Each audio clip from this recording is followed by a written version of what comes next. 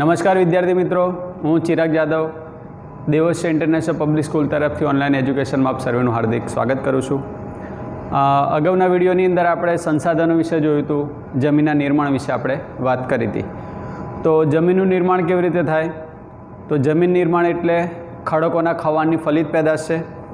આ ખડકોનું વિવિધ પ્રકારના કુદરતી પરિબળો જેવા કે હવા, હિમ, વરસાદ, તાપમાન, પ્રાણીઓ, જીવજંતુઓ વગેરે દ્વારા તે ખડકોનું ખવાણ થાય છે.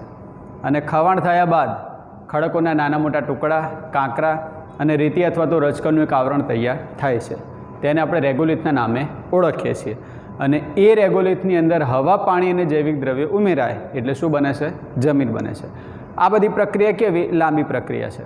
અને જેની અંદર પોષક તત્વો અને જૈવિક દ્રવ્યો વધારે પ્રમાણમાં ઉમેરાય છે, આ જમીન વધારે ફળદ્રુપ બને છે. હવે આપણે વાત કરીએ જમીનના પ્રકારો વિશે. તો ભારતીય કૃષિ સંશોધન પરિષદ એટલે કે આઈસીએઆર એટલે Indian council of agriculture research દ્વારા આપણા દેશમાં જમીનને 8 ભાગમાં વહેંચવામાં આવેલી છે. બે રીતે પૂછાય. કોના દ્વારા? તો આઈસીએઆર અથવા તો ભારતીય કૃષિ સંશોધન પરિષદ અથવા તો Indian council of agriculture research. અને કેટલા ભાગમાં? તો 8 ભાગમાં. કયા કયા ભાગમાં? તો પહેલી છે કાંપની જમીન, રાતી અથવા તો લાલ જમીન, કાળી જમીન, લેટેરાઇટ જમીન, રણ પ્રકારની જમીન, પર્વતીય જમીન, જંગલ પ્રકારની જમીન અને દલદલીય અથવા તો પીટ પ્રકારની જમીન. એટલે આ રીતે કુલ 8 ભાગની અંદર વહેંચવામાં આવેલું છે. તો હવે આપણે આ બધી જમીનોના પ્રકાર ડિટેલમાં જોઈશું.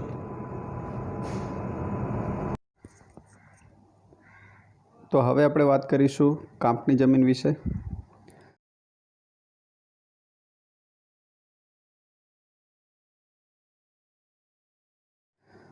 તો કાંપની જમીન એ ભારત દેશમાં સૌથી વધારે વિસ્તારમાં જોવા મળે છે. કુલ ક્ષેત્રફળના 43% ભાગ ઉપર આ જમીન જોવા મળે છે. કાંપની જમીનનું નિર્માણ એ નદીઓના નિક્ષેપ દ્વારા એટલે કે કાંપને આભારી છે. અને કાંપની જમીનના 2 પ્રકાર જોવા મળે છે. એક છે ખદર, બીજું છે બાંગાર. આ જમીનમાં પોટાશ, ફોસ્ફરિક એસિડ અને ચૂનાનું પ્રમાણ વધારે જોવા મળે છે, જ્યારે નાઇટ્રોજન અને હ્યુમસની માત્રા આમાં ઓછા પ્રમાણમાં જોવા મળે છે. આ જમીનમાં જો તમે કઠોળ વર્ગના પાક લો તો નાઇટ્રોજનનું પ્રમાણ આમાં વધારી શકાય. એટલે જેમ કઠોળ આપણને પ્રોટીન આપે છે, કઠોળ ખાઈએ તો આપણને પ્રોટીન મળે છે વધારે પ્રમાણમાં, એવી રીતે જમીનને નાઇટ્રોજન મળે છે. એટલે કઠોળ બધી રીતે આપણને ઉપયોગી છે. એના પછી જમીનનો પ્રકાર જોઈએ, રાતી અથવા તો લાલ જમીન.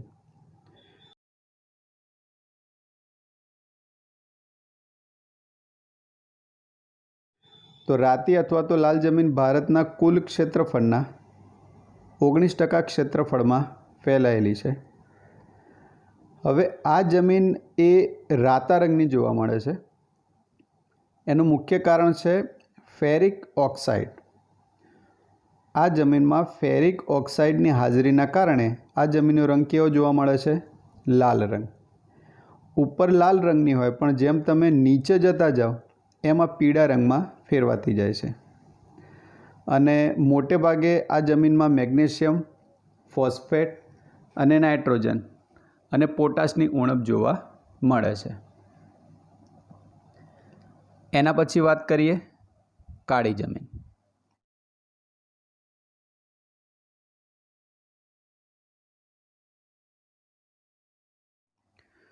તો કાળી જમીન એ ભારતના કુલ ક્ષેત્રફળના 15% ક્ષેત્રફળમાં ફેલાયેલી છે.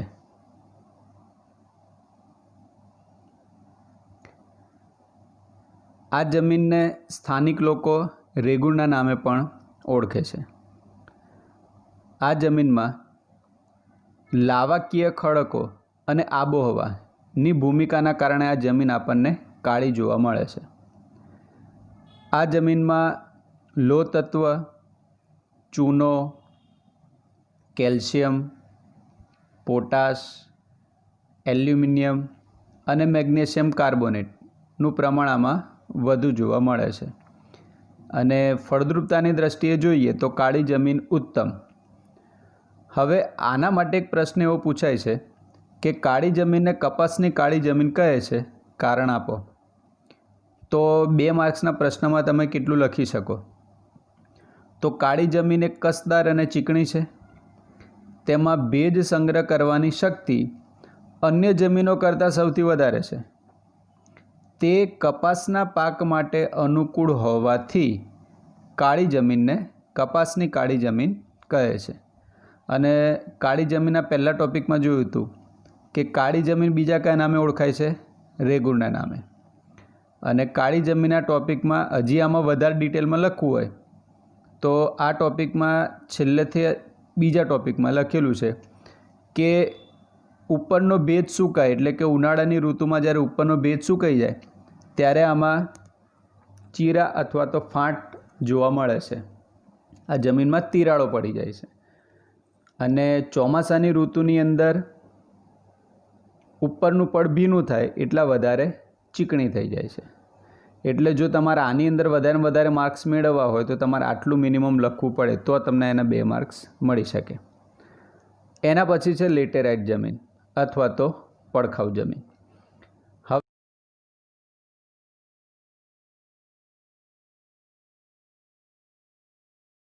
હવે આ જમીનનું નામ આવું કેવી રીતે પડ્યું હશે? તો આ જમીનનું લેટિન ભાષાની અંદર નામ થાય છે લેટર, એટલે ઈંટ. અને આ ઈંટ જેવી દેખાય છે આ જમીન, એટલા માટે આને લેટેરાઇટ જમીન અથવા તો પડખાઉ જમીન કહેવાય. આ જમીન પણ રાતા રંગની જોવા મળે, લાલ રંગની જોવા મળે છે. એ લાલ રંગ આમાં લો ઓક્સાઇડના કારણે આ જમીનની અંદર લાલ રંગ જોવા મળે છે.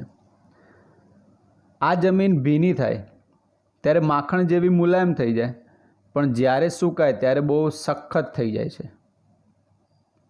આ જમીનમાં મુખ્યત્વે લોહ તત્વ, પોટાશ, એલ્યુમિનિયમ આ બધાનું પ્રમાણ વધારે જોવા મળે છે. આમ એકંદરે ફળદ્રુપ ખરી પણ ઓછી ફળદ્રુપ છે. આની અંદર ફળદ્રુપતા થોડીક ઓછી છે. હવે વાત કરીએ આપણે રણ પ્રકારની જમીન.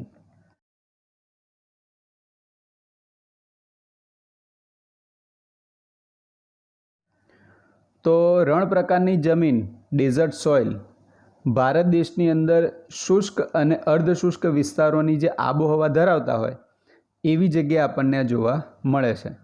જેમ કે આપણા ગુજરાતની અંદર કચ્છ બાજુ, પછી રાજસ્થાન બાજુ આપણને આ જમીન સૌથી વધારે જોવા મળે છે. હવે આ જમીન એ રેતાળ પ્રકારની છે અને ઓછી ફળદ્રુપ હોય છે. આ જમીનમાં તમે જુઓ તો રેતી સતત ઉડતી રહેતી હોય. આ જમીનની ખાસિયત છે અહીંયા જોવા મળતા રેતીના ઢૂવા, એટલે રેતીના પર્વતો. પણ એ પર્વતોની પાછી એક ખાસિયત કે આ જે પર્વત હોય અને જો હવા બરાબર ફૂંકાય તો એ પર્વત કાલે બીજે ક્યાંક જોવા મળે. એટલે તમે જો રસ્તો યાદ રાખવા માટે રેતીના ઢૂવાને યાદ રાખ્યા હોય તો તમને ક્યારે રસ્તો મળે નહીં. અને આ જમીનની અંદર ક્ષારીય દ્રવ્યોનું પ્રમાણ થોડુંક વધારે જોવા મળે છે. પહેલાંના સમયમાં આ જમીનમાં ખેતી શક્ય નહોતી, પણ હાલની અંદર આ જમીનમાં ખેતી શક્ય બની છે. થોડા ઘણા પ્રમાણમાં અહીંયા ખેતી થવા લાગી છે. એટલા માટે કારણ કે રણ પ્રકારની જમીનમાં હવે સિંચાઈની સગવડતા શક્ય બની છે અને સિંચાઈના કારણે હવે અહીંયા ખેતી થોડા ઘણા અંશે શક્ય બની છે. એના પછી વાત કરીએ પર્વતીય જમીન.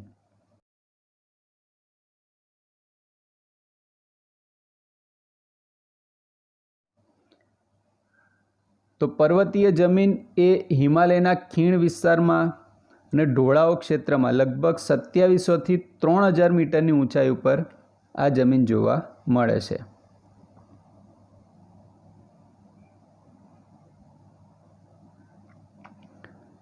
હવે આ જમીન જે છે એ એનું સ્તર બહુ પાતળું અને અપરિપક્વ છે. તમને એક્ઝામ્પલ આપું તો શિવાલિક પર્વત શ્રેણી એ જમીન અપરિપક્વ અને ઓછી કસદાર છે, એટલા માટે અહીંયા જંગલો અને બધાનું પ્રમાણ ખરું પણ બહુ ઓછું જોવા મળે છે. અને હિમાલયના સામાન્ય ઊંચાઈના ભાગોમાં દેવદાર છે, ચીડ, પાઇન આ બધા વૃક્ષો આપણને આ જમીન ઉપર જોવા મળે છે. એના પછી વાત કરીએ જંગલ પ્રકારની જમીન.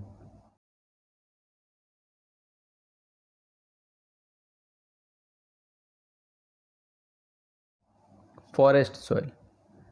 હવે આ પ્રકારની જમીન હિમાલયના શંકુદ્રમ જંગલોમાં 3000 મીટરથી 3100 મીટરની ઊંચાઈની વચ્ચે આ જોવા મળે છે.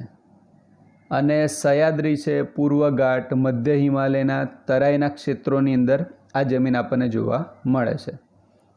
હવે આ જે જમીન છે એ જમીન એનો જે ભૂભાગ છે એટલે કે જમીનનો ભાગ એ તમને કાળો જોવા મળે છે.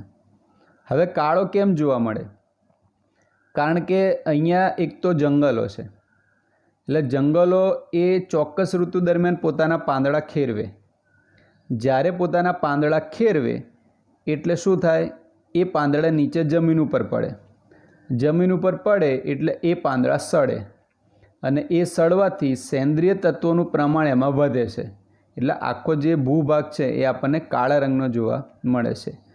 અને એ જમીનના તળમાં નીચે તરફ જઈએ ત્યારે ભૂરા કે લાલ રંગની અંદર ફેરવાય છે. એટલે ઉપર જે કાળા રંગનું જોવા મળે છે એટલે કાળી જમીન છે એવું ના માની શકાય. એ ઉપરના પાંદડા સડવાથી ઉપરનો ભાગ કાળો થઈ ગયો છે. એના પછી વાત કરીએ દલદલીય કે પીટ પ્રકારની જમીન.